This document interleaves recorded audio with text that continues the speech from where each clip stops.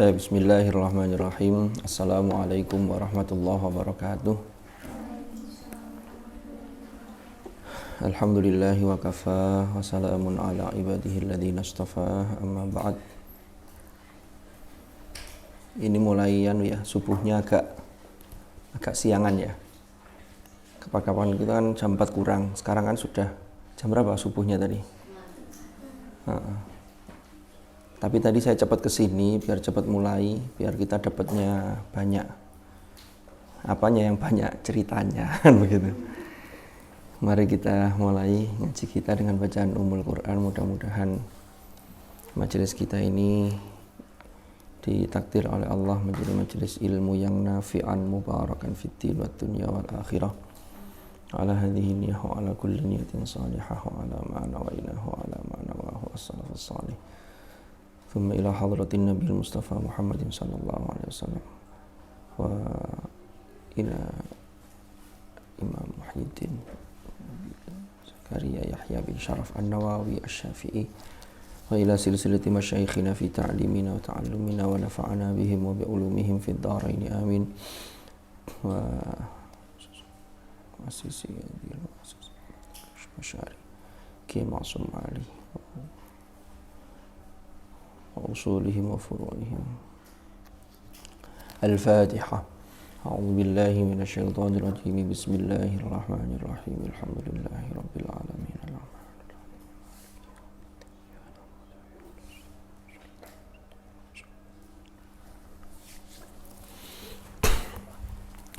بسم الله الرحمن الرحيم. قال المؤلف رحمه الله تعالى ونفعنا به وبعلومه في الدارين آمين. Kita masih melanjutkan ya, faslun la tajuzu qiraatul Qur'an bil ajamiyah itu ya. Sekarang hadza madhhabuna itu ya.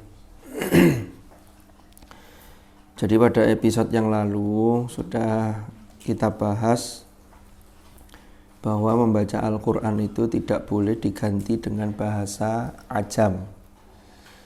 Baik orangnya itu pinter bahasa Arab apalagi juga tidak bisa bahasa Arab, maka Quran ya Quran. Nah sekarang itu banyak di kota-kota besar, atau kalau kalian beli Quran terjemahan itu sudah ada tulisannya itu disertai dengan transliterasi bahasa Indonesia. Pernah tahu ya? Jadi ada lafadz Al-Qur'annya, lalu bawahnya itu ada tulisan Indonesianya. Yang paling banyak itu di surat Yasin dan Tahlil itu. Biasanya setelah ayatnya, terus bawahnya ada tulisan Indonesia, baru terjemahannya. Nah ini kalau orang tidak belajar bahasa Arab, tidak belajar baca Quran, tapi dibaca bahasa Indonesianya, ini bisa salah kaprah, tidak karu-karuan.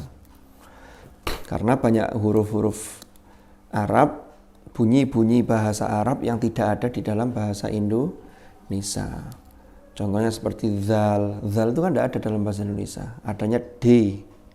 Kan beda ya, apalagi dot. Bahkan kalau dot itu satu-satunya bahasa di dunia yang punya makhraj huruf dot itu hanya bahasa Arab.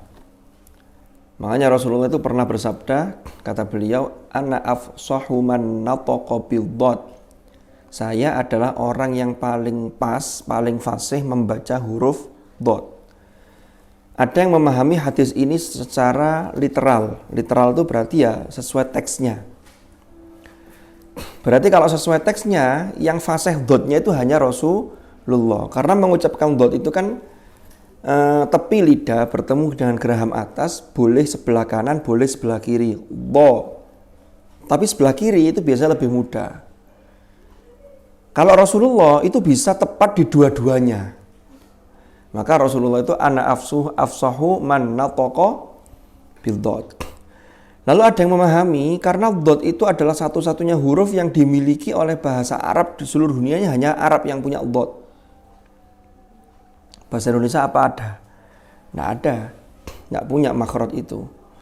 Bahasa Inggris juga tidak punya dot. Maka dot itu maknanya adalah bahasa Arab secara keseluruhan. Maka Rasulullah itu adalah orang yang paling fasih berbahasa Arab. Lalu ada penjelasan lagi begini, dot itu kan bahasa Arab. Al-Quran itu turun dengan menggunakan medium bahasa Arab. Bilisanin Arabiyyim mubin. Karena bahasa Arab itu adalah bahasa Al-Quran dan Al-Quran itu adalah kitab suci umat Islam, berarti dot itu adalah bahasa agama Islam. Rasulullah itu kan diutus wa ma arsalnaka illa rahmatan lil alamin. Maka kemudian para ulama itu memahami hikmah di balik logonya NU. Nah, ini logonya NU ini. Ini kan sampai lihat ini. Nah, botul itu botnya itu pas di atas bumi. Loh, ini logo ini nggak main-main ini. Ini hasil istikharahnya Kiai Ridwan Abdullah Surabaya. Apa maknanya dot ini? Berarti NO itu rahmatan lil alamin, tujuannya untuk mendotkan dunia, mengislamkan dunia dengan menebar rahmah. Loh, ini logo ini luar biasa ini. Itu Kiai Ridwan dulu diutus oleh Kiai Wahab Hasbullah, tolong jenengan bikinkan logo yang itu tidak niru dari mana-mana. Wah, akhirnya ya apa ya? Akhirnya sholat istikharah beliau. Istikharah itu sampai 3 hari, sampai mimpi logo ini, sampai warnanya itu nyari di pasar di Surabaya itu, nyari warna yang sesuai dalam mimpi itu. Lalu di kamar, lalu ditanya, ini niru sinten? Mboten niru, mboten ini jenengan niru sinten. Akhirnya Kiai Ridwan ngaku cerita bahwa itu hasil mimpi dari istikharah yang beliau lakukan. Maka kalau ada dotnya di tengah ini maknanya sangat dalam sekali ini. Jadi mendotkan dunia. Apa dot tadi? Masih ingat ya penjelasannya tadi? Dot itu yaitu karena dot itu adalah al-lughah al-arabiyyah dan Al-Quran diturunkan dengan bahasa Arab. Kan tadi jelas materi kita. Tidak boleh baca Quran itu dengan bahasa ajam. Diterjemahkan tidak boleh. Ini beda dengan kitab suci di agama yang lain. Yang kitab sucinya sesuai dengan bahasa masing-masing. Kalau Al-Quran tidak. Bilisanin Arabiyyim mubin. Maka itulah makna dot. Makna bahasa Arab. Jadi zaman kita ini kalau santrinya Mbah Hasyim, lalu NU, dan NU itu tidak main-main ya. Kalau jenengan pernah dengar dawuhnya Kiai As'ad Syamsul Arifin, Kiai As'ad itu, ini cerita dulu tidak apa-apa ya, biar dapat banyak ceritanya.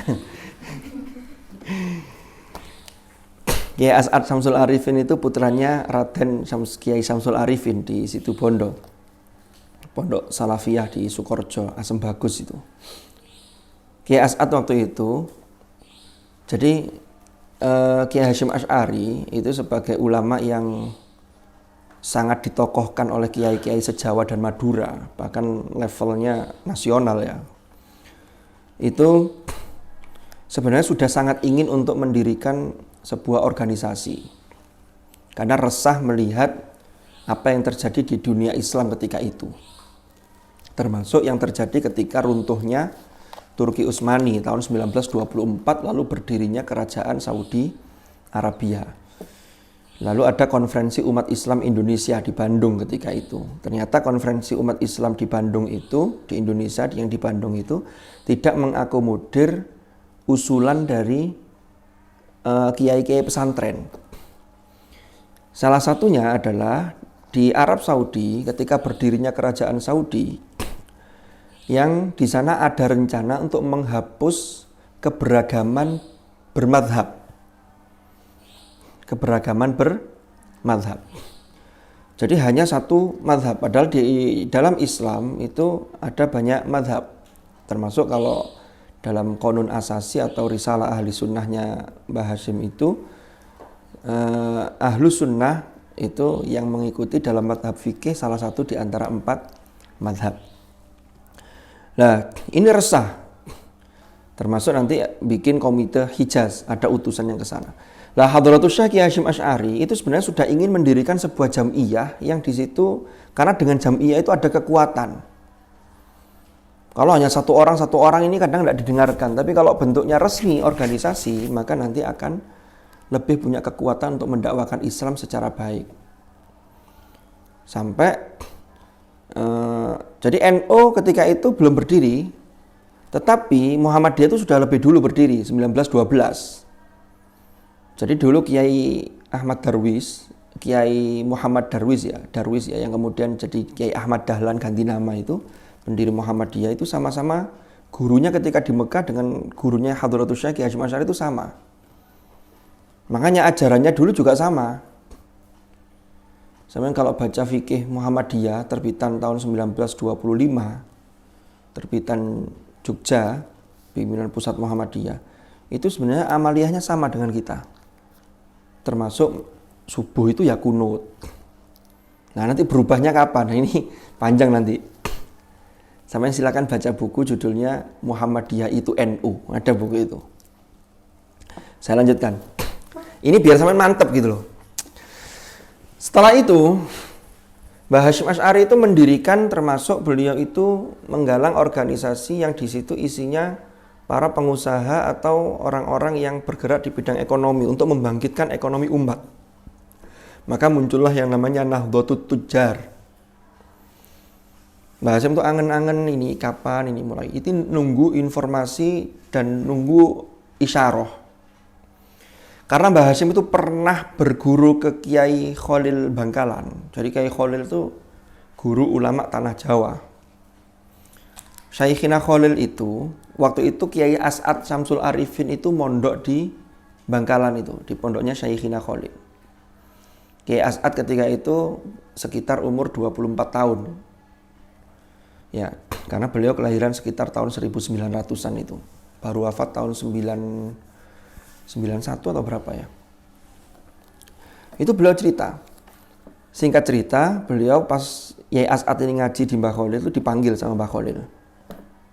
Didukani, dimarahi, tapi dimarahi baik.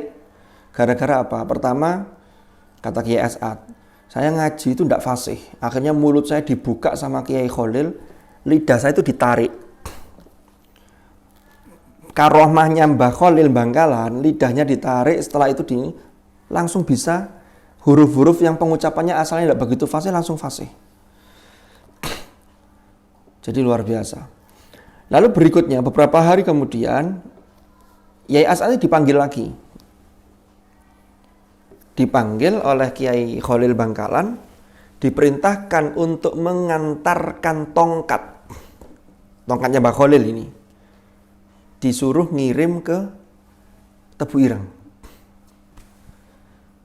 Nah, dari sana ke Tebu Ireng, ini beliau dari Madura Bangkalan sampai daerah Ampel itu berjalan kaki.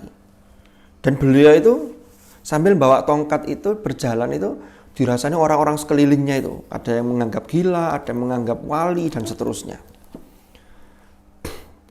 Tapi beliau tidak berkomentar apa-apa, beliau hanya menjalankan ini perintah yang harus dijalankan. Disangoni sama Kiai Khalil. Kata Kiai As'ad, tapi uang itu tidak saya gunakan, tapi saya simpan. Dan ketika beliau cerita itu, ada di YouTube, ketika beliau cerita itu, uang itu masih tersimpan. Jadi uang pemberian Kiai Khalil. Jadi beliau naik kereta dari Surabaya ke Tebu Ireng. Dulu kan relnya langsung ada di depan pondok itu kan ada.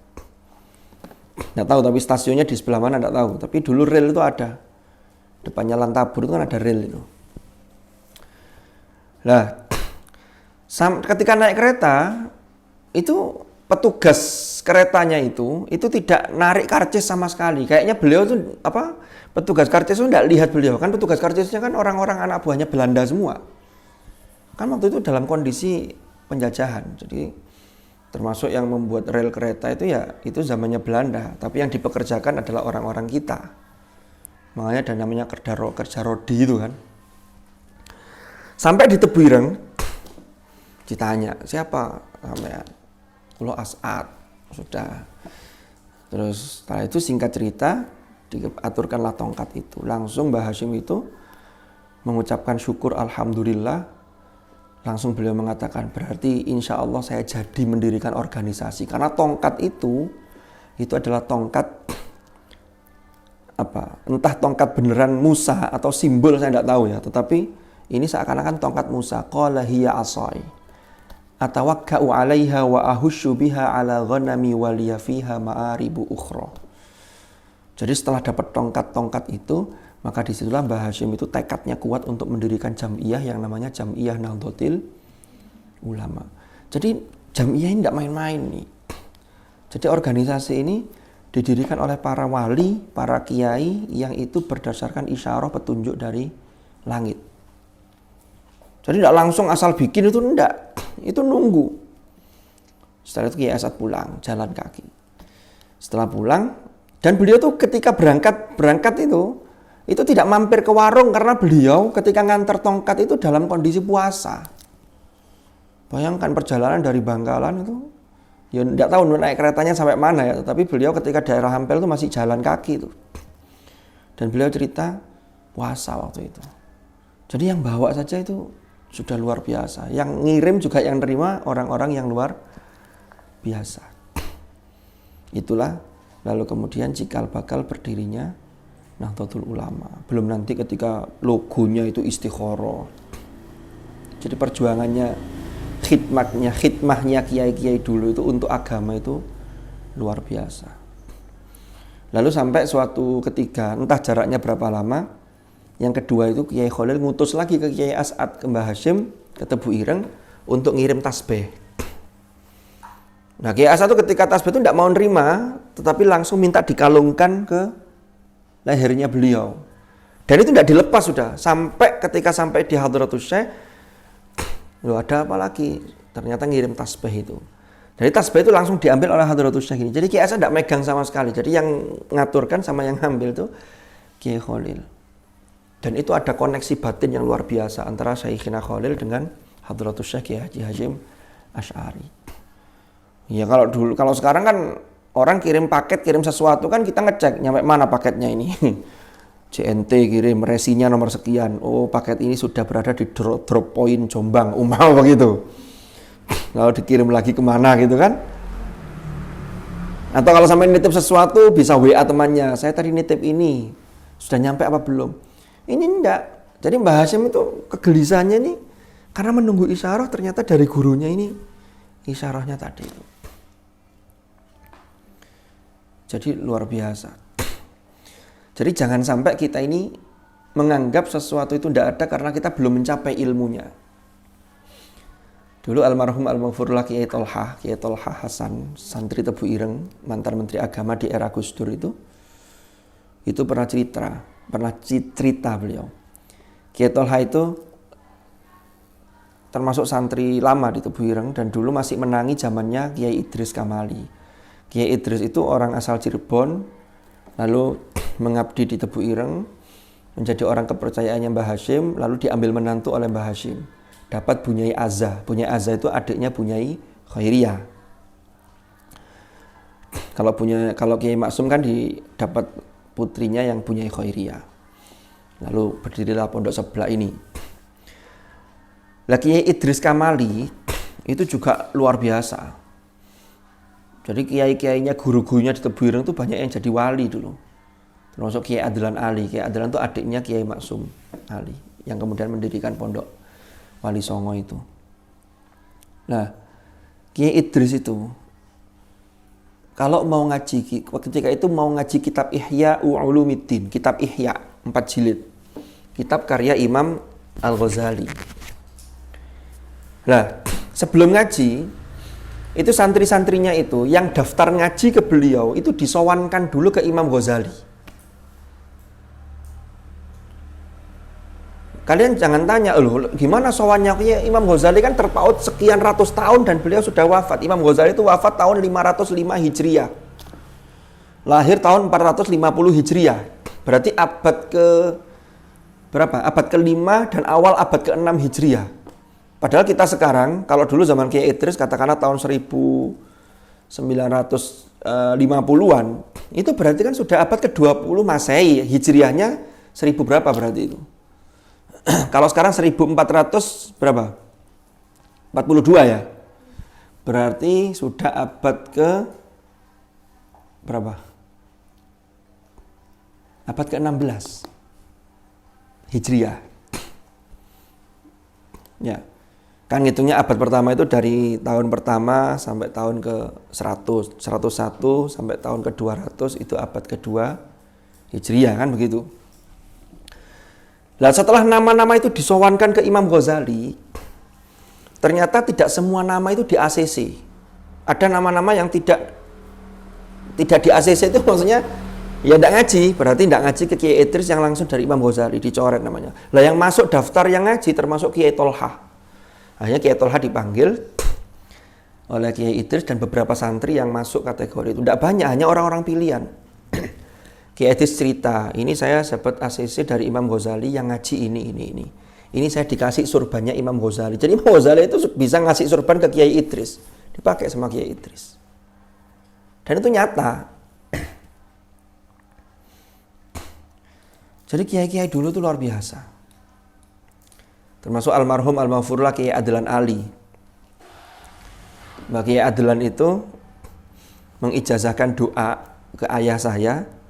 Itu doa Allahumma ya muyassiru yassir, ya mudabbiru dabbir, ya musahhilu sahil, sahil alaina kulla asir, bijahil basyirin nadhir Muhammadin sallallahu alaihi wasallam.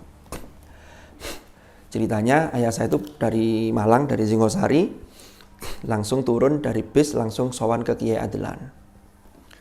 Ayah saya itu batin, apa ya rahasianya Mbah Adlan itu kok bisa haji setiap tahun. Zaman itu belum ada KPIH. Tapi Mbah Adlan itu setiap tahun haji. Sampai entah berapa puluh kali beliau itu. Pokoknya setiap tahun tuh haji. Sama kayak Mbah Mun. Mbah Mun itu kan setiap tahun. Kiai Maimun Zubair yang baru wafat 2019 yang lalu. Akhirnya ayah saya tuh pingin punya amanat apa beliau. Akhirnya sowan ke Mbah Adlan. Lu tuh belum matur, itu sudah langsung diberi ijazah itu. Niki jenengan waos.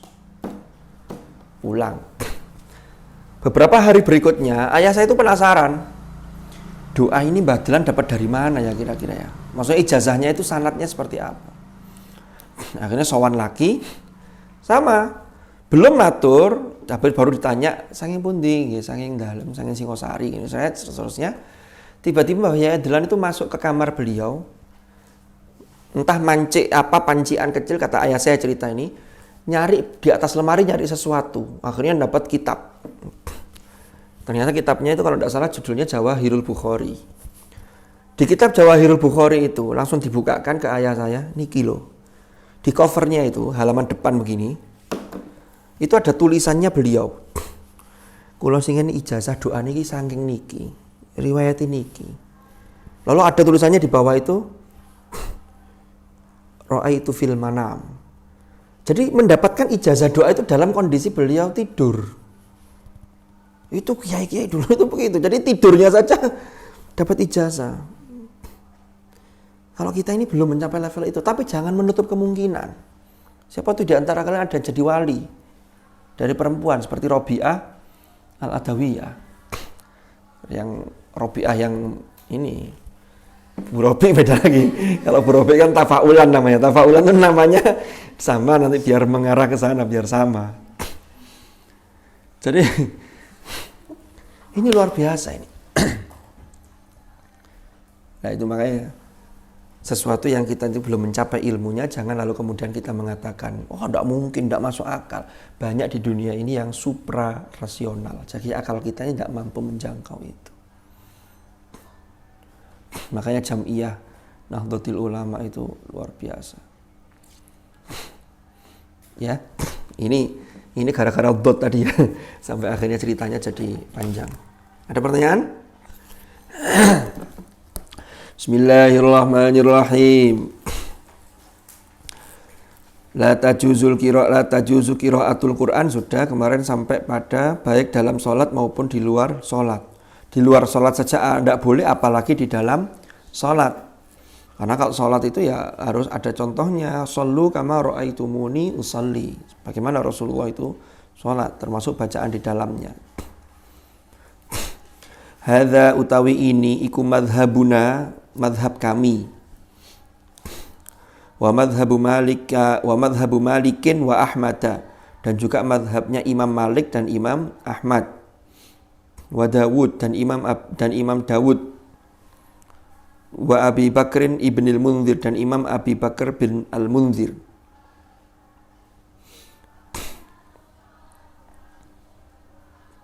Wa qala Abu Hanifah, Imam Abu Hanifah berkata, kata Imam Abu Hanifah, ya juzu boleh. Apa dzalika hal tersebut?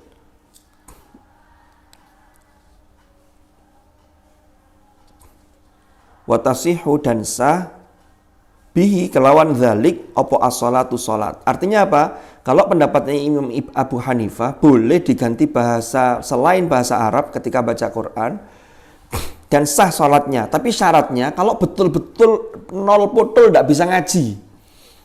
Tapi kalau misal bisa ngaji, masih bisa ngaji ya, faqra'u ma tayassara minal Qur'an. Baca yang bisa dari Al-Qur'an yang mudah.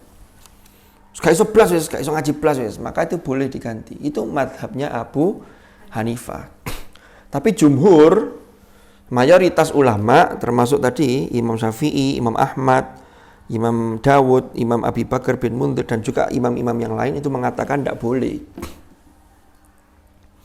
Wa qala Abu Yusuf, dan Imam Abu Yusuf berkata, Imam Abu Yusuf itu muridnya Abu Hanifah, wa Muhammad dan Imam Muhammad bin Hasan Asy-Syaibani itu juga muridnya Imam Abu Hanifah. Maksudnya gini, boleh, menurut Abu Hanifah itu boleh, ya juzu boleh, tapi liman bagi seseorang lam yuhsinil arabiyyata, yang tidak bisa berbahasa Arab, jadi tidak bisa membaca Quran blas.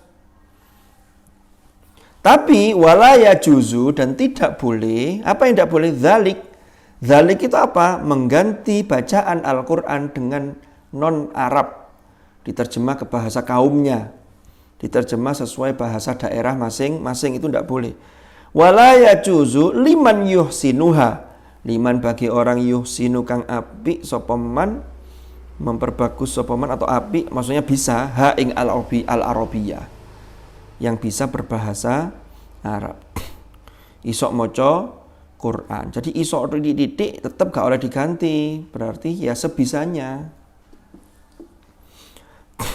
Makanya kenapa sejak kecil tuh orang diajarkan baca surah Fatihah. Jadi kalau orang-orang dulu itu, kiai-kiai kita itu, pertama kalau mengajari anak itu Fatihah, maka Fatihahnya itu harus benar. Setelah Fatihah, tahiyat biasanya. Karena tahiyat itu termasuk rukun sholat. Sehingga kalau ini dua ini benar, yang lain insya Allah nanti katut. Pokoknya ini benar sih, ini yang penting. Jangan sampai Fatihahnya keliru. Jadi dulu itu orang belajar surah Fatihah itu sampai 1 bulan, 2 bulan, 3 bulan itu Fatihah tok sama tahiyat. Fatihahnya bagus, tahiyat. Termasuk dulu Bunyai Khairiyah itu kalau ngajar ke santri-santri itu mesti pertama Fatihahnya. Bunyai Jamilah, cerita dari ibu saya, itu tidak ngajar di kelas secara formal, tapi santri yang baru masuk itu melateni Fatihahnya, karena Fatihah ini pondasi rukun sholat. Rasulullah bersabda, la sholata liman lam yaqra' bi fatihatil kitab. Tidak sah sholat seseorang bagi yang tidak membaca surah Al-Fatihah. Makanya Fatihahnya harus benar. Saya itu kadang-kadang sering dengar itu di masjid-masjid itu seperti mat lazimnya itu riwayatnya tidak pas. Shiratal ladzina an'amta 'alaihim ghairil maghdubi 'alaihim waladdallin. Itu kan tidak ada tekanannya blas itu, padahal mutsaqqal itu. Mungkin kalian juga pernah dengar itu. Padahal kan harusnya ghairil maghdubi 'alaihim waladdallin. Jadi ada mutsaqqalnya. Terus lazim, panjangnya berapa? 6 harokat atau setara dengan 3 alif. Yajuzu liman lam yuhsin al-arabiyyata wa la yajuzu liman yuhsinuha. Ada pertanyaan sampai sini? Kita lanjutkan. Bismillahirrahmanirrahim. Faslun utawi iki iku fasal. Wa tajuzu dan boleh oleh apa qiraatul Qur'ani, membaca Al-Qur'an bil qiraat as-sab'i, dengan qiraat imam dengan qiraat 7 imam bil qiraat as-sab'i. Jadi kalau disebut aslinya itu susunannya itu al-qiraat as-sab' karena berasal dari sab'ul qiraat. Adat ma'dud itu kan antara adat dengan ma'dudnya kan berlawanan. Lalu kalau adatnya 3 sampai 10, ma'dudnya harus dijamakkan, kan begitu kaidahnya. 11 sampai 99 nanti adat ma'dudnya kembali ke mufrad, menjadi tamyiz. Ini aslinya qiraat as-sab'. Tapi banyak orang yang mengucapkan qiraah sab'ah. Maka kalau qiraah sab'ah itu makna aslinya adalah qiraatul qurra'is sab'ah. Jadi ada qurra'nya, mudhof ilaihnya itu dibuang. Berarti adalah qiraat 7 imam qiraat. Nanti saya ceritakan ini. Al-mujma'i 'alaiha yang telah disepakati. Mujma' alaih, disepakati. Wala yajuzu dan tidak boleh bagi seseorang, tidak boleh sapa qari, sapa man membaca dengan bi ghairi sab'i, dengan kelawan selain sab'ah.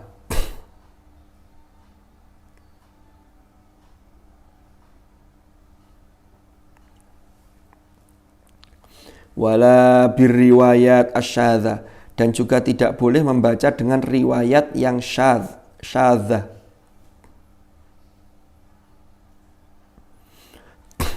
Al-manqulati yang diriwayatkan, ditransmisikan, diriwayatkan anil qurra'is sab'ah, dari imam qiraat yang 7 imam, yang 7 orang.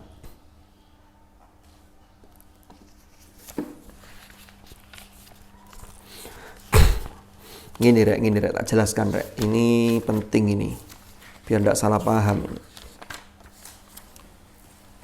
Ini Imam Nawawi, ini kan dawuhnya tidak boleh bi ghairi sab'i. Tidak boleh membaca selain sab'ah. Padahal Ibnul Jazari pada abad ke-8 Hijriah itu beliau menulis kitab namanya Thayyibatun Nashr, dan menulis juga kitab An-Nashr fil Qiraat al-Ashr al-Mutawatirah. Jadi qiraat itu yang mutawatirah itu ada 10 imam qiraat. Sementara kata Imam Nawawi itu hanya 7, di atas 7 itu tidak boleh dipakai. Jadi gini deh, Imam Nawawi itu meninggal tahun 676 Hijriah. 676 Hijriah. Berarti Imam Nawawi itu sudah wafat abad ke-7 Hijriah. Kan 676 itu berarti pertengahan abad ke-7 Hijriah. Kalau kalian ingin tahu lebih jelas tentang qiraat, saya di teman-teman di Malang itu ngaji kitab namanya Shafahat fi Ulumil Qiraat. Barangkali nanti kalau longgar itu ada di channel YouTube saya. Wah, ini promosi jadinya. Yang belum subscribe, segera subscribe. Yang belum like, segera like and share. Nah, saya niatnya begitu ya untuk mendokumentasikan. Jadi biar nanti sampai suatu saat nanti tetap bisa dirujuk. Atau kalau kalian kangen ngaji begini kan bisa, kalau sudah boyong ya. Saya Pak tak pengen lihat lagi, dulu saya waktu itu ikut ngaji di sini loh, kan begitu jadinya. Saya lanjutkan. Tapi saya perlu jelaskan di sini, enggak apa-apa. Jadi qiraah sab'ah, pembukuan menjadi dibakukan ada 7 imam qiraat itu terjadi pada masa Imam Abi Bakar ibnu Mujahid. Jadi namanya Imam Abu Bakar ibnu Mujahid. Kapan itu? Yaitu abad ke-3 Hijriah akhir, pertengahan akhir, sampai awal abad ke-4 Hijriah. Beliau menulis kitab judulnya As-Sab'ah. Itu setelah melalui penelitian yang luar biasa.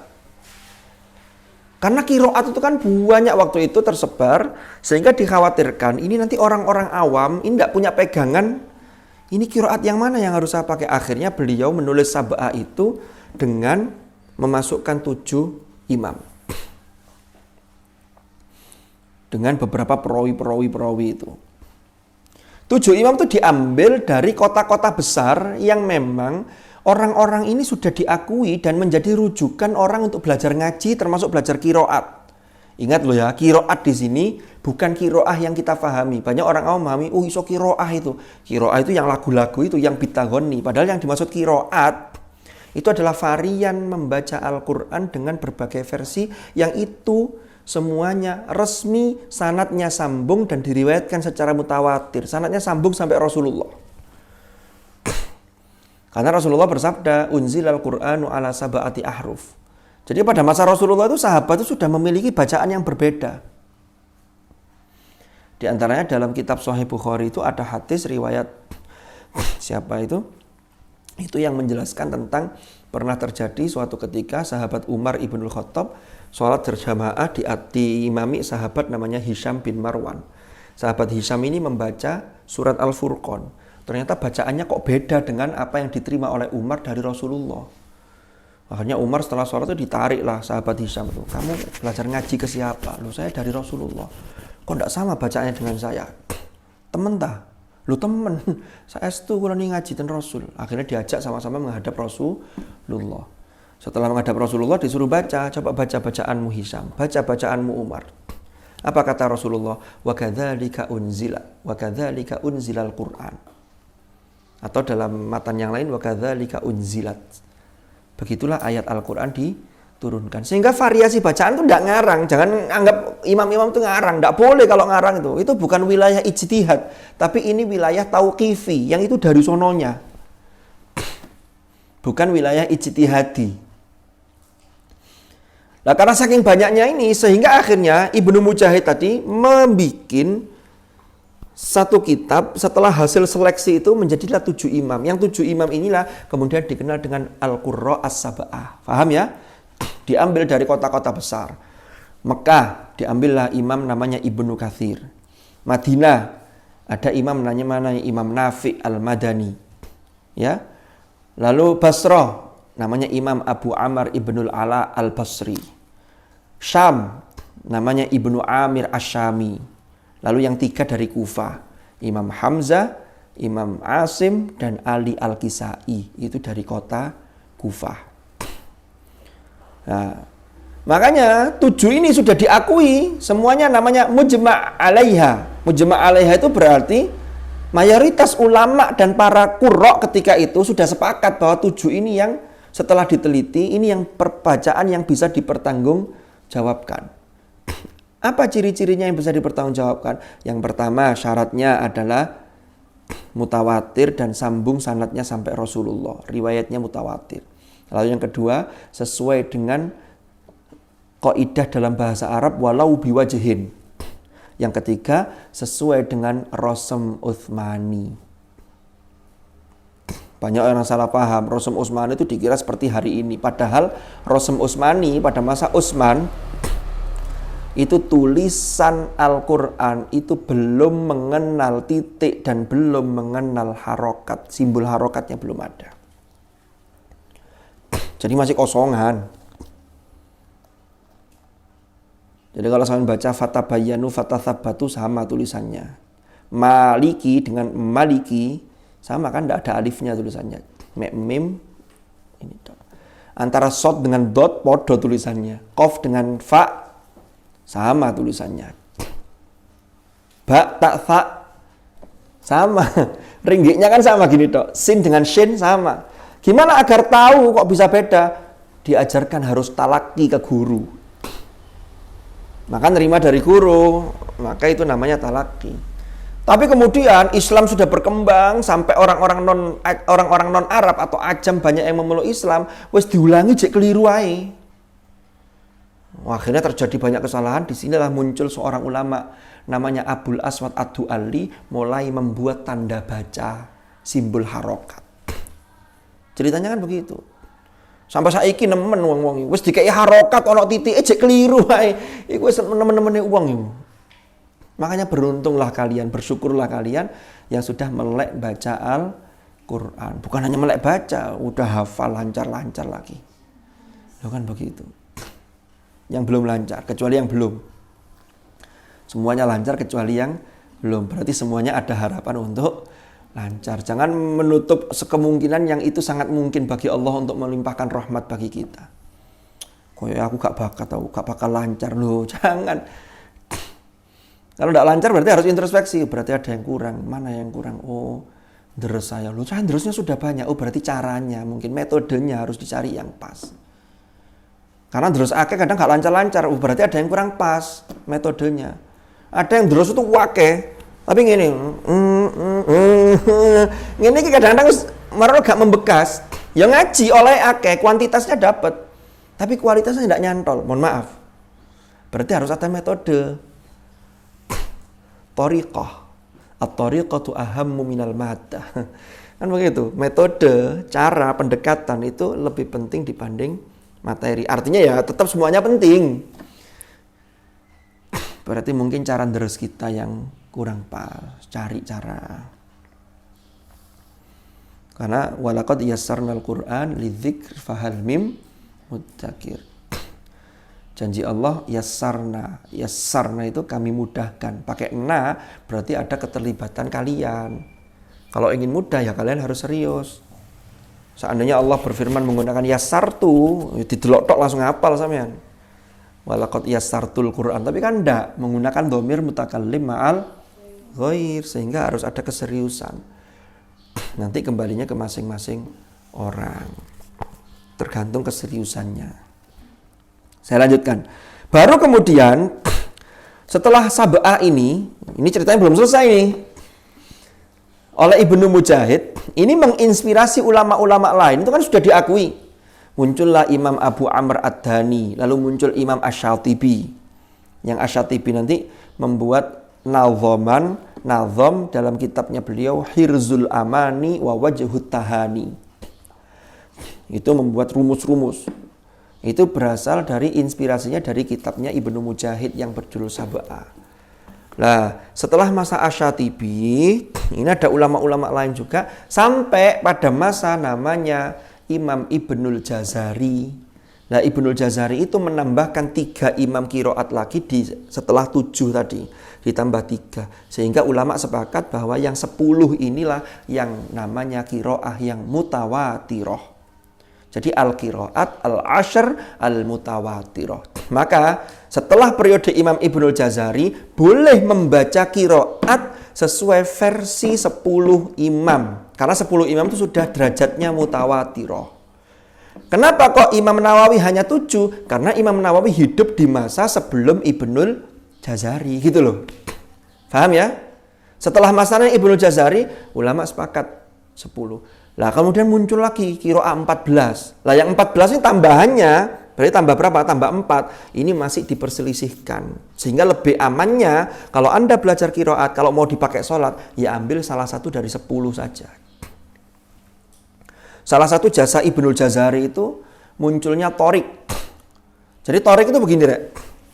Ini kalau kalian bingung enggak apa-apa, nanti ilmu itu insya Allah bertahap. Nanti kalau kalian belajar lebih lanjut, paling tidak itu pernah dengar, oh dulu enggak paham, oh ternyata dulu yang dijelaskan dulu ini toh maksudnya. Kadang begitu. Contohnya begini. Qiraat Asim, ini qiraat kita. Asim itu punya banyak murid, tapi diambil hanya 2 perawi, yaitu Hafiz dengan Syu'bah. Sehingga qiraatnya sampean siapa? Saya qiraat Asim riwayat Hafiz. Atau dibaca dari bawah, biriwayati Hafsin an Asim. Kan begitu? Lah Asim itu punya bawahnya lagi, punya banyak murid. Lah nanti bawahnya perawi itu namanya torik. Torik itu jalur periwayatan. Kalau dalam Imam Asy-Syatibi itu jalur periwayatan itu Untuk riwayat Hafs itu hanya satu, yaitu jalur yang namanya melalui Ubaid bin Sobah. Ubaid ibnu Sobah itu namanya jalur atau Thoriq Syatibiyah. Thoriq Syatibiyah wajahnya dalam membaca, wajah dalam membaca majais munfasil itu hanya satu, yaitu dibaca panjang seperti mat wajib. Ya ayyuhalladzina amanu idza nudiya lis-shalah, umpama itu seperti mat jaiz. Itu yang thoriqah namanya Syatibiyah. Saya dulu pernah dapat pertanyaan, loh Ustaz, gimana itu kok di Arab Saudi termasuk kiroatnya, bacaannya Imam Sudes, Syekh Surem, Syekh Al-Sa'ad Al-Ghamidi kadang masih panjang pakai thoriqahnya Syatibiyah. Kenapa kok dibaca pendek seperti mat tabi'i? Ya ayyuhalladzina amanu idza nudiya lis-shalah. Itu namanya thoriq, yang namanya thoriq melalui Amr bin Sobah. Itu namanya thoriq ad-durrah. Kenapa? Karena thoriq itu muncul setelah diteliti oleh Ibnul Jazari dan itu sambung sanadnya, yaitu dalam buku ad-durrah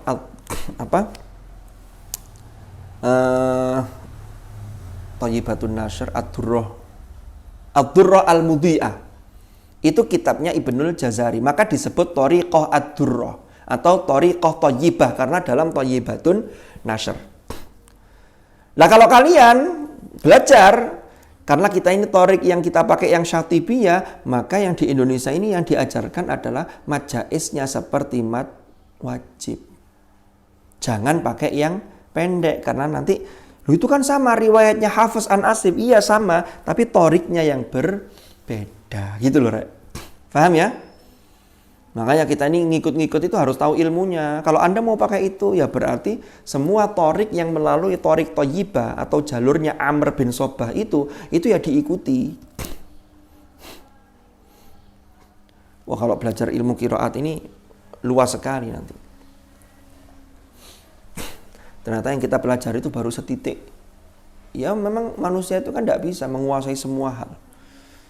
Tapi ya tetap berproses. Termasuk ketika saya ngaji Sofahat itu ada penjelasan tentang wujuhul qiraat, wajhul qiraat. Tahukah Anda ternyata mewakofkan itu boleh ada beberapa wajah, tapi dengan memenuhi beberapa syarat. Selama ini kita hanya mempraktekkan satu wajah, wakof dengan mensukunkan. Padahal wakof itu bisa dengan bil iskan, bisa bil raum, bisa bil ismam. Oh, kan ini ada 3. Contohnya, iyyaka na'budu wa iyyaka nasta'in. Itu kan selama ini kan kita hanya begitu. Itu berarti hanya bil iskan, yaitu mensukunkan. Padahal bisa dengan ismam. Ismam itu ini kan dhamma, nasta'inu. Maka wakofnya bisa begini. Iyyaka na'budu wa iyyaka nasta'in. Iya.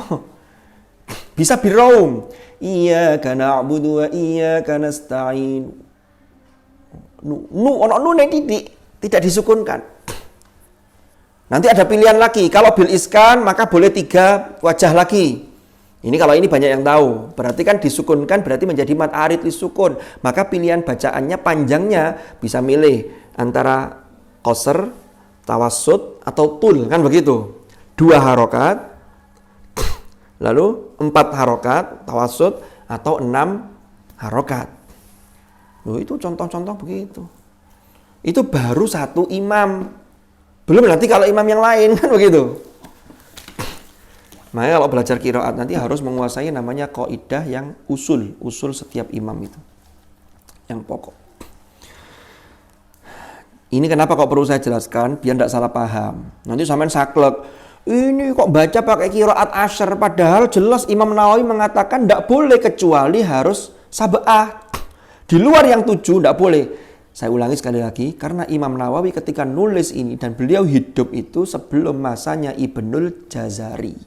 Faham? Ibnul Jazari abad keberapa? Abad ke-8 Hijriyah. Imam Nawawi sedonya abad keberapa? 676 itu pertengahan abad ke-7 Hijriyah, ya pertengahan akhir lah. Lanjutannya, wa sayati fil babis sabi' insyaallah, sayati akan datang apa penjelasan.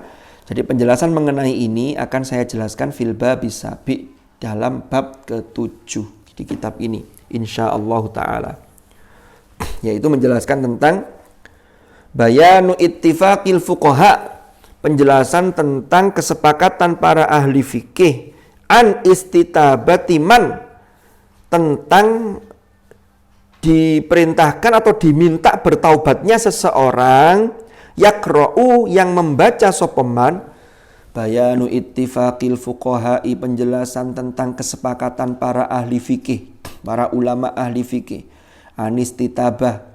Istitabah itu dari tabayatubu lalu mengikuti wazan istaf'ala, istif'alan.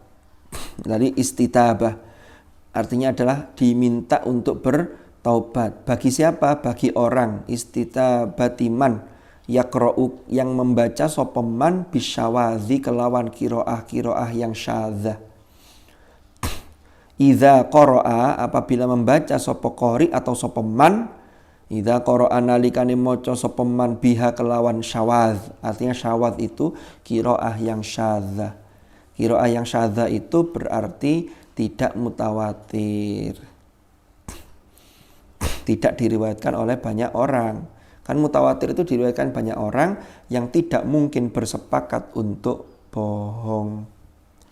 Dan itu harus setiap tobakohnya, setiap generasi harus banyak orang. Wa qala ashabuna, wa qala lan berkata dawuh sapa ashabuna, ulama-ulama kami, artinya yang mazhabnya mazhab Syafi'i, wa ghairuhum dan selain ashabuna. Apa kata-kata ashabuna wa ghairuhum?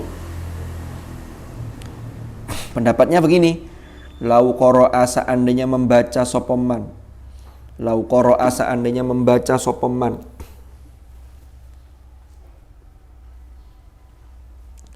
lau qara'a, seandainya membaca sapa man bisyawadhi kelawan qiraah yang syadzah, kelawan qiraat yang syadzah,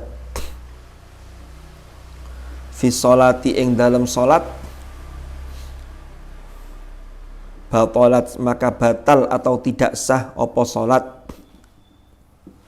batalat maka batal atau tidak sah apa salat. Jadi salatnya tidak sah kalau ada orang yang sengaja membaca dengan qiraah yang syadzah. Ingkana yen jika ada sopeman iku aliman, orang yang tahu. Jadi kalau dia tahu lalu dengan sengaja membaca pakai qiraah yang syadzah, maka salatnya tidak sah. Nah kalau orang tidak tahu gimana? Ya tidak tahu, tidak ada hukumnya, tapi harus belajar. Wajib belajar. Selama berapa tahun wajib belajar? 9 tahun. Wajib belajar 9 tahun ya. Dari SD sampai guyon-guyon ini tambahan. Ya belajar itu ya seumur hidup. Tapi kalau di Indonesia ini kan wajib belajar biar tidak putus sekolah, itu minimal 9 tahun sampai SMP.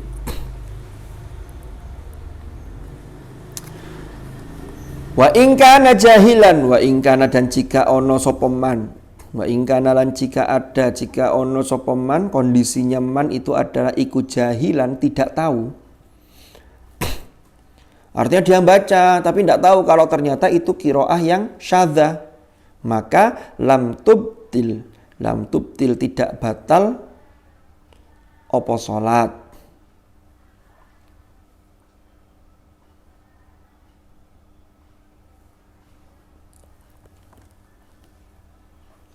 Walam tuhsab dan tidak dihisab, dimintai pertanggungjawaban. Tuhsab itu berarti mabninya majhul ya. Mabni maklumnya apa ini? Ayo, hasabayah sibu apa hasibayah sabu? Apa?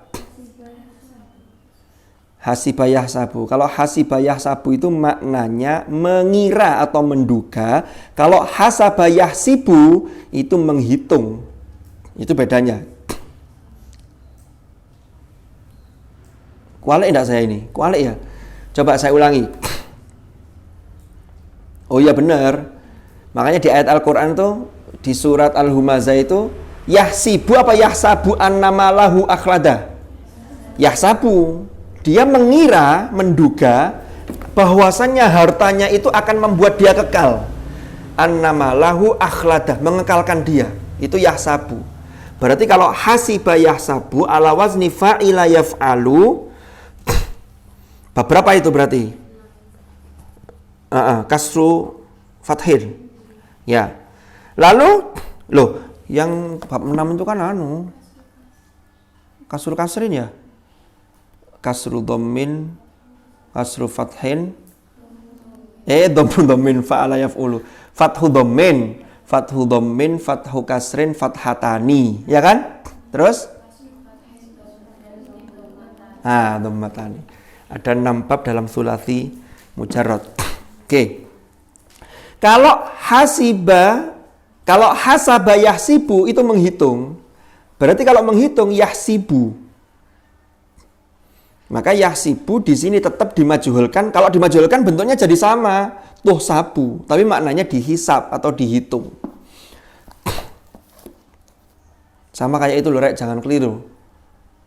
Labisa yalbasu dengan labasa yalbisu. Apa bedanya maknanya? Kalau yang memakai albasu thaub apa albisu thaub? Saya sedang memakai labistu thaub atau labastu thaub?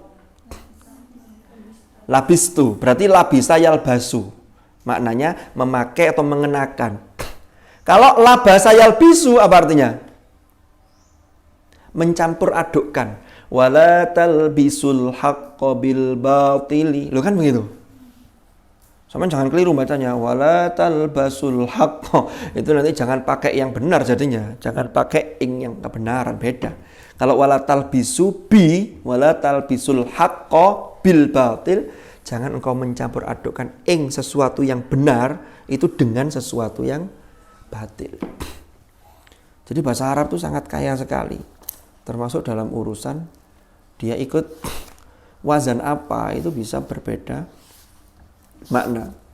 Contohnya hasaba yahsibu, hasiba yahsabu, labisa yalbasu dengan labasa yalbisu. Itu beda. Lanjut. Di kumang.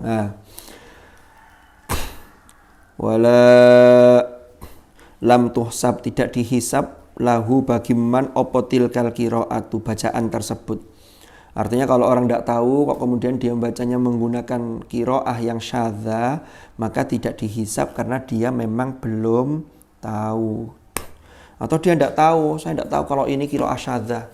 Moro-moro dipakai model qiraat itu dipakai.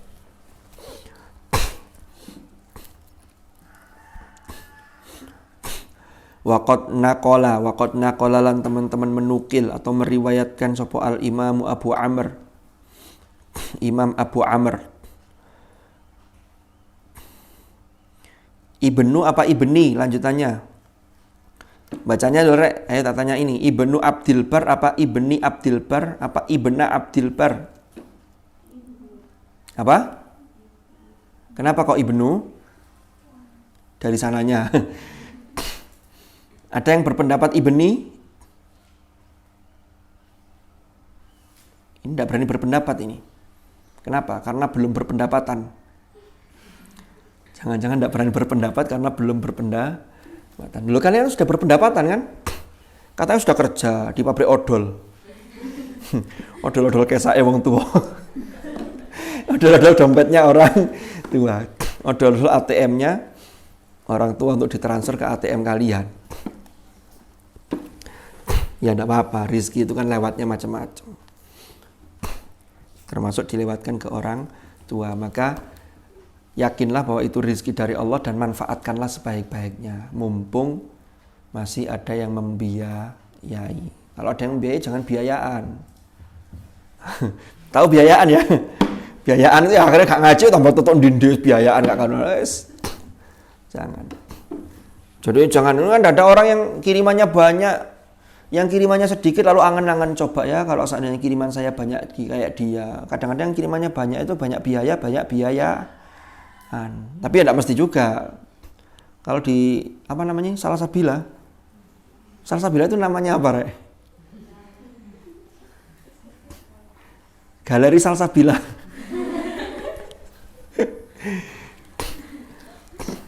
Jadi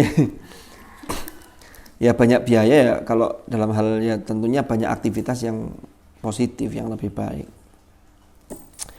Wa qad naqala al-Imam Abu Amrin Ibnu Abdil Bar. Jadi dibaca Ibnu karena Ibnu itu selalu ngikut yang diibnui. Jadi kalau ada Al-Khalifatul Awwal, Al-Khalifatul Tsani, Umaru binul Khattab. Jangan Umaru binil Khattab, beda nanti. Umaru ibnul Khattab. Abu Amrin Ibnu Abdil Barri Al-Hafidh. Jadi kalau disebut Al-Hafidh itu berarti orang yang hafal 100.000 lebih hadis plus sanadnya. Ngafalkan hadis sama sanad itu luwe angel timbang ngapal Al-Qur'an lho, Rek. Karena Quran itu ada jaminan, inna nahnu nazzalna dzikra wa inna lahu lahafizun. Nek hadis itu tidak ada jaminan seperti jaminan terhadap Al-Qur'an. Makanya lebih angel. Jadi kalau ada orang kok hafal Quran, hafal hadis itu luar biasa. Seperti Gus Baha itu, Sahih Muslim hafal, Sahih Bukhari hafal beliau. Belum lagi ibarat-ibarat kitab-kitab yang lain. Tapi orang kayak begitu itu ya berapa banding berapa. Kalau kita mau niru ya sepersekian persennya itu sudah luar biasa sudah. Jadi tapi ya cara belajar beliau memang luar biasa. Di samping beliau adalah orang yang luar biasa, dianugerahi kecerdasan yang luar biasa. Nah, lalu kemudian belajarnya. Tapi tetap belajar. Gak ono ceritani wong cerdas gak belajar moro-moro pinter dhewe gak bisa. Al ilmu bit ta'allum. Ya.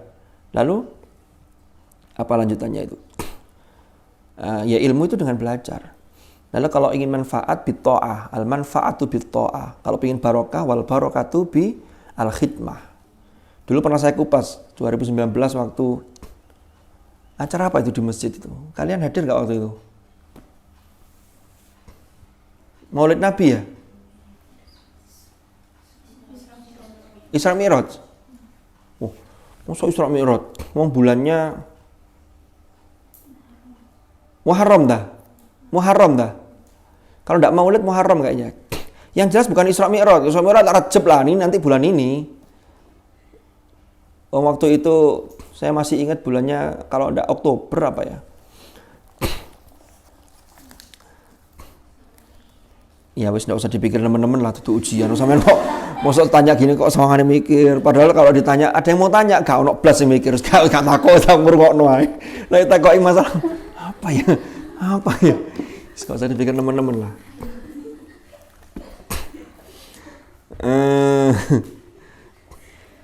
Jadi kalau Al-Hafidh itu tadi itu ya hafal sekian ribu, 100.000 hadis lebih itu plus sanadnya.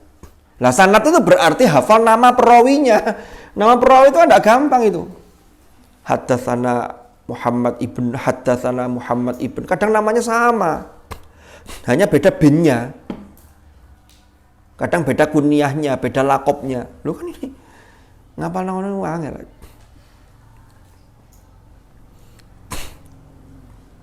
Saya dulu tahun 2004. 2004 itu kalian kelas berapa?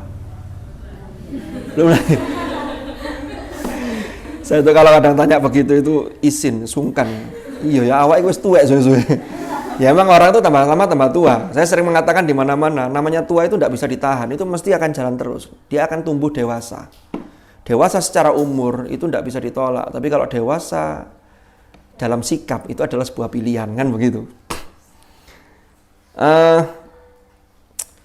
Jadi saya 2004 itu pernah ikut musabaqah hifdzil Quran. Saya waktu itu ke-20 juz di tingkat nasional yang mengadakan Kedutaan Besar Saudi Arabia.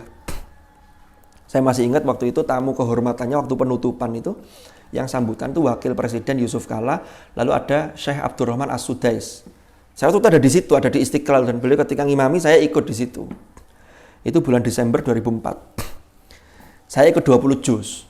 Lah yang barengan saya, jadi dari Malang itu ada 4 orang, 10 juz, 20 sama 30. Satunya ini hafalan hadis. Teman saya, tapi adik tingkat saya, karena dia masih aliyah, mondok di Darut Tauhid di Malang itu. Hafalan hadis itu 500 hadis dia hafalkan.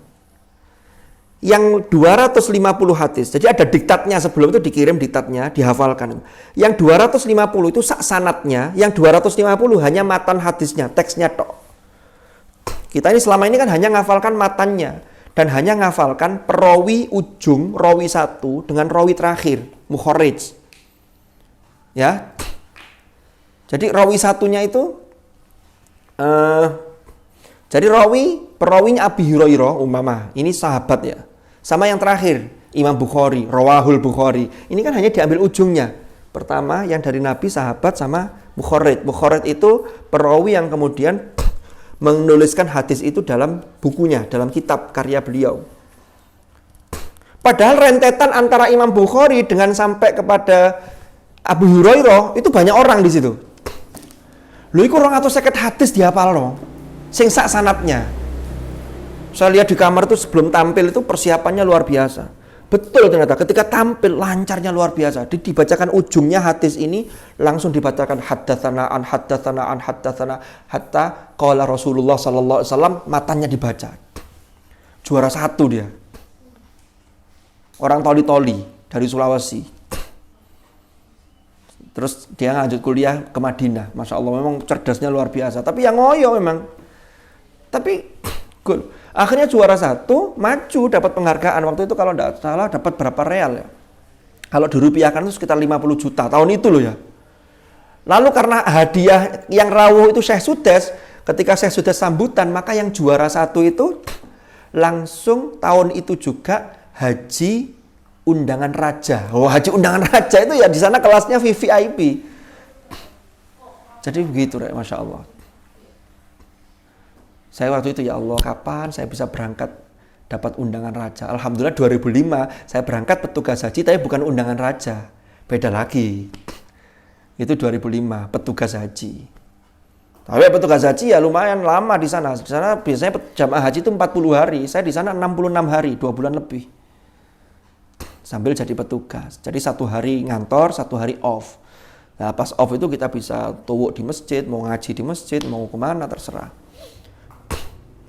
Dan jadi petugas waktu itu dapat bayaran, dapat gaji. Sehari itu saya dapat 100 real. 1 realnya waktu itu kursnya itu 2.500.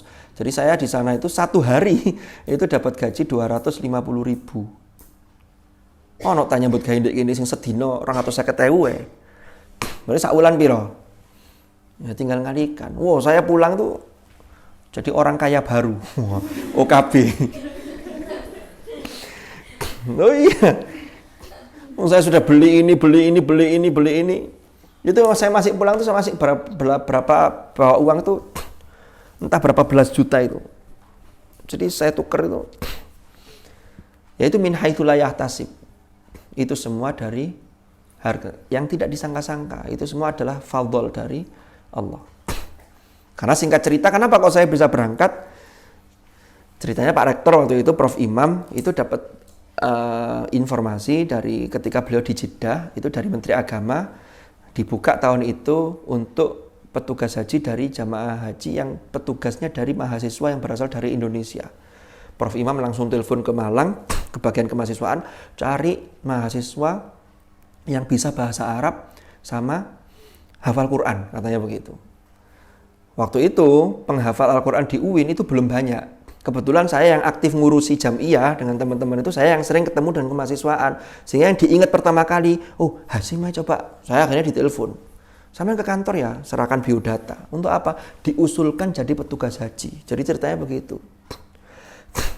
Nah, sampai ternyata ya itu tadi, fadl tadi. Karena Pak Imam pengennya yang hafal Quran. Karena jumlahnya tidak banyak waktu itu. Jadi khidmatnya ngurusi jam'iyah juga gitu loh. Yang bisa bahasa Arab banyak. Apakah saya termasuk? Saya bisa bahasa Arab. Buktinya apa? Saya sejak kecil itu kalau salam selalu menggunakan bahasa Arab.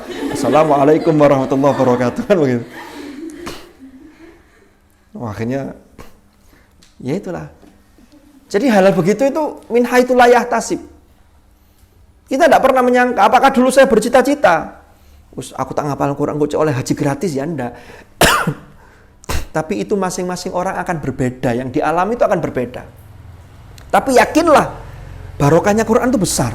Syaratnya satu, khidmahnya terhadap Al-Quran kudu total.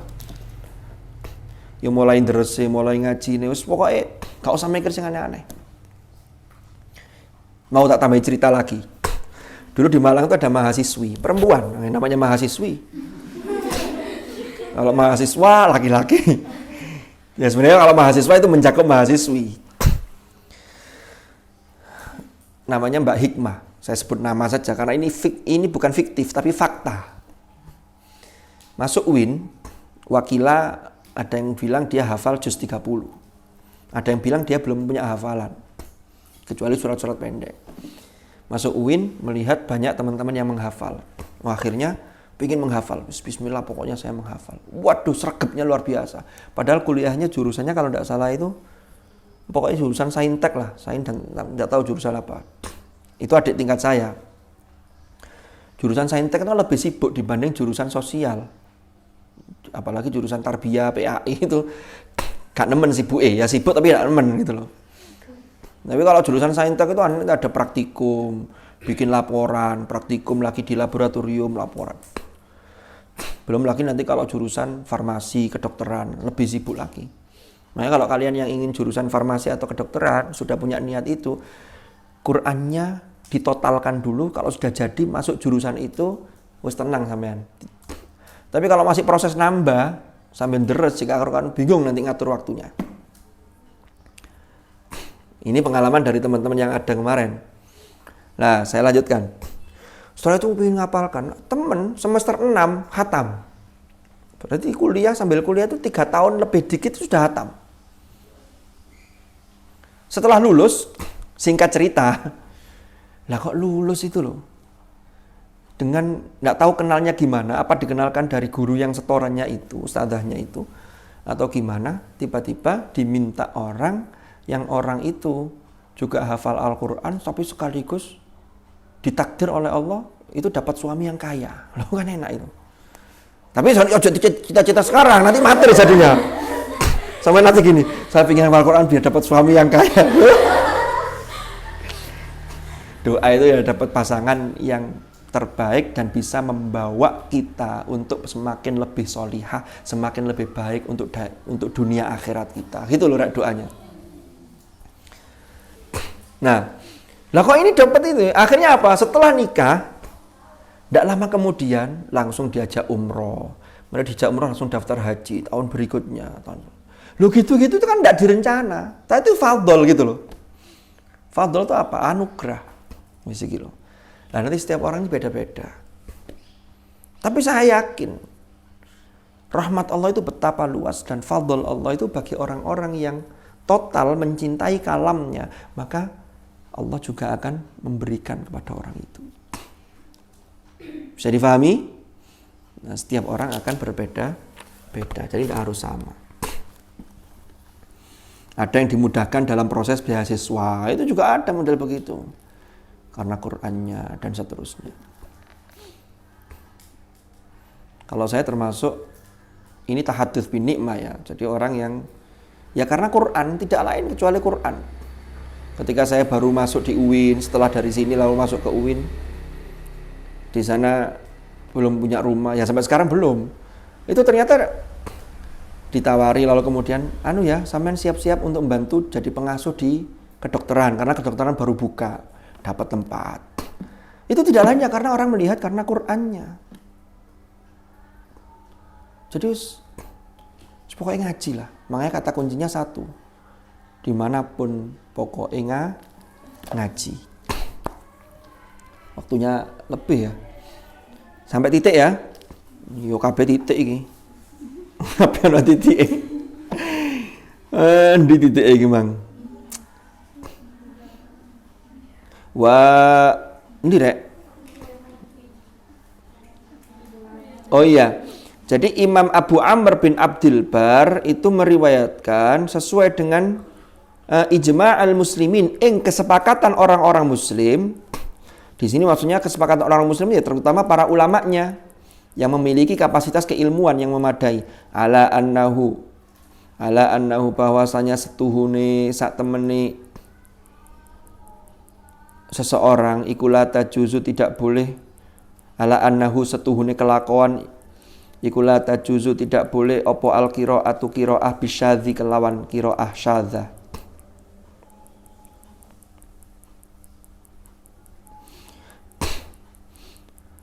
Wa annahu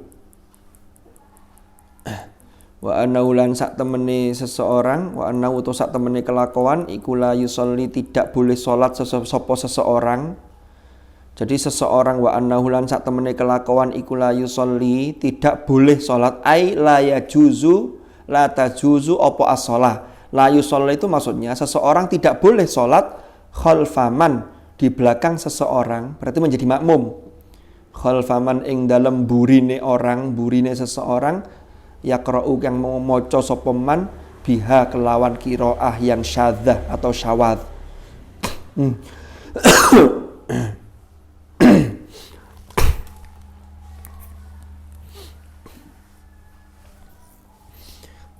Agak cepat. Qala berkata sapa al ulama para ulama man qara'a bisyadzi man utawi barang siapa iku qara'a membaca sapa man bisyadzi kelawan qiraah yang syadzah. Ingkana jahilan jika dia tidak tahu, ingkana jika ada sapa man iku jahilan tidak tahu bihi kelawan syadz. Jadi dia tidak tahu kalau itu qiraah syadzah au bitahrimihi. Atau dia tahu kalau itu qiraah syadzah tapi tidak tahu kalau itu haram membaca qiraah syadzah. Au bitahrimihi atau kelawan keharamannya syadz.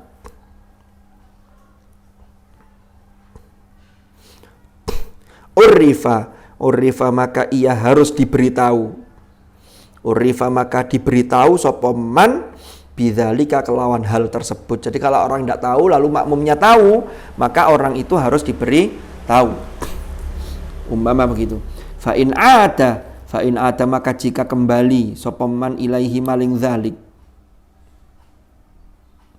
Maksudnya kembali itu wis dielingno pancet ae kok tetep nglakoni ngono, jek maca qiraat syadzah maneh. Aukana aliman, aukana atau ada sopeman, iku aliman orang yang mengetahui bihi kelawan dzalik atau kelawan syadz, uzzira maka dia ditakzir, diberi hukuman, takziron kelawan takzir balighon yang nemen. Ini sama kayak hukumannya orang yang sudah tahu dosa, kalau tetap dilakukan maka nanti siksanya lebih parah dibanding orang yang melakukan dosa tapi dia tidak tahu kalau itu adalah dosa. Ila an yantahiya sampai dia berhenti andzalik dari hal tersebut. Maksudnya berhenti apa? Ya tidak lagi menggunakan qiraah yang syadzah. Kok cek pancet ae ya harus ditakzir sampai dia bertaubat. Wis kapok aku gak ngulangi lagi kan begitu. Wa yajibulan wajib ala kulli mutamakkinin ing ngatasi saben-saben orang yang mampu melakukan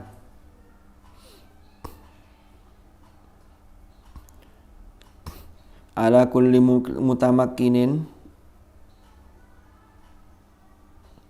minal ingkari ilaihi apa minal ingkari alaihi yaitu mengingkari ing atase dzalik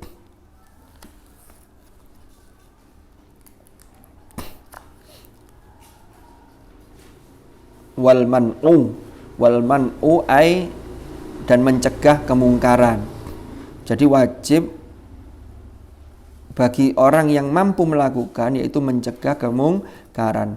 Al ingkar alaihi wa man'uhu yaitu rupane al ingkaru alaihi yaitu mengingkari ing atase dzalik wa man'uhu dan melakukan pencegahan. Kemarin ya sudah saya jelaskan. Jadi bagaimana cara mencegahnya itu tergantung kondisi masing-masing. Bisa dengan biyadihi, dengan kekuasaan yang dia miliki. Bisa dengan bilisanihi. Kalau tidak mampu juga ya paling tidak didoakan. Itulah yang namanya fabiqol bihi wa dzalika ab'aful iman. Saya kira itu wallahu a'lam bishawab. Mudah-mudahan manfaat, mudah-mudahan barokah. Al-Fatihah. Bismillahirrahmanirrahim. Alhamdulillah. Bismillahirrahmanirrahim. Allahumma ya Allah bihaqqil Fatihah wa sirril Fatihah wa bi'azamatil Fatihah wa bi'anil Fatihah wa bihaqqi ta'lim hadha as-salah an tuyassira lana jami'a umurana wa an taj'alana min ahlil Qur'an alladhina hum ahluka wa khassatuk waj'alna wa iyyahum min ahlil ilmi wa ahlil khair wa min alladhina istafaita min ibadika alladhina warithu kitabak wa sabaqu bil khairati bi idnika bi rahmatika ya arhamar rahimin wa sallallahu ala sayyidina Muhammadin walhamdulillahi rabbil alamin. Al-Fatihah.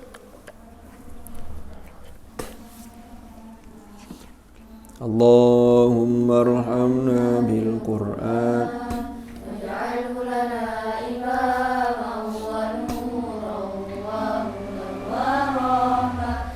Allahumma dhakkirna minhu ma nasina wa 'allimna minhu ma jahilna warzuqna tilawatahu ana al-laili wa atrafan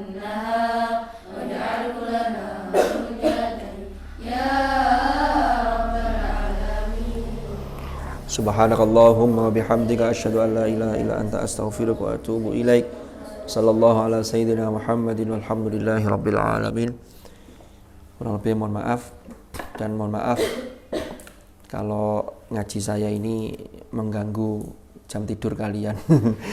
Mungkin tadi ada yang ngantuk didik, gak apa-apa lah, tapi niatnya sudah niat ngaji. Mudah-mudahan tetap mendapatkan ridho Allah Subhanahu wa taala. Hadanallahu wa iyyakum ajmain. Kurang lebih mohon maaf. Assalamualaikum warahmatullahi wabarakatuh.